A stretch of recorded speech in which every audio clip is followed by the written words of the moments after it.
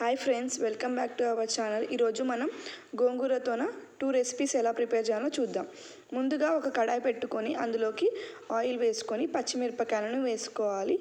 తర్వాత ఎల్లిపాయలు, వెల్లుల్లిపాయలు, జీలకర్రను వేసుకోవాలి. సో ఇది మనకు క్వాంటిటీకి తగినంత వేసుకోవాలి. సో మీకు ఎంత కావాలంటే అంత వేసుకోండి ఫ్రెండ్స్. తర్వాత శుభ్రం చేసుకున్న గోంగూరను వేసుకోవాలి. గోంగూరను బాగా శుభ్రం చేసుకొని పెట్టుకోవాలి. ఆ గోంగూరను వేసుకోవాలి, ఎందుకంటే ఈ చట్నీతోనే మనం 2 ఐటమ్స్ ప్రిపేర్ చేసుకోవచ్చు. ఒక 5 to 6 minutes దాకా ఇది బాగా కుక్ చేసుకోవాలి.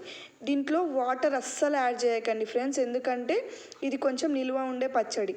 సో మీరు ఇది మ్యాక్సిమం ఆయిల్లోనే మగ్గించుకోవాలి. తర్వాత ఇందులోకి తగినంత ఉప్పుని వేసుకొని మంచిగా మిక్స్ చేసుకోవాలి.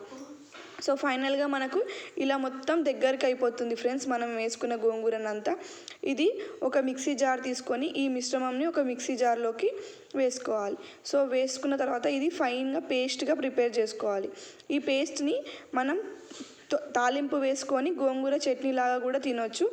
లేదంటే ఈ పేస్ట్తోన నెక్స్ట్ వీడియోలో మీకు గోంగూర పులిహోర ఎలా ప్రిపేర్ చేయాలో చూపిస్తాం. ఈవెన్ మీకు లైక్ అండ్ షేర్, సబ్స్క్రైబ్